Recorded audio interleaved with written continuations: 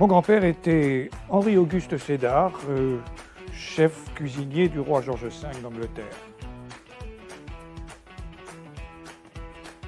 De pratiquement rien, c'est-à-dire un petit village du Loiret en France, à pratiquement tout pour un cuisinier, c'est-à-dire le maître des cuisines du roi d'Angleterre, empereur des Indes. C'était une espèce d'empire d'empire d'en bas. C'est-à-dire qu'il avait sous ses ordres 80 personnes. Et alors, ce qu'il faut bien voir, c'est que Buckingham n'était que l'un des lieux. La cuisine la plus prestigieuse était celle de Windsor du point de vue architectural, puisqu'elle remonte à Henri VIII. Mais il allait aussi à Sandringham, à Balmoral, enfin bien partout où le roi allait. Et ça, c'était en temps normal, et en temps exceptionnels, il accompagnait le roi sur le front pendant la Première Guerre mondiale et aux Indes pour son couronnement comme empereur des Indes et la chasse aux tigres qui s'ensuivait rituellement.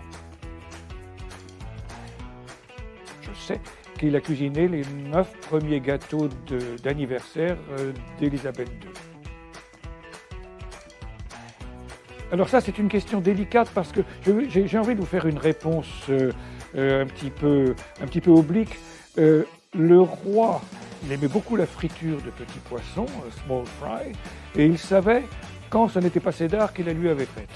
Et il y a une scène, une photo célèbre d'un pique-nique. Il y avait une pêche au bord de la rivière Dee, près de Balmoral, où on avait immédiatement demandé à Sédar de cuisiner les captures.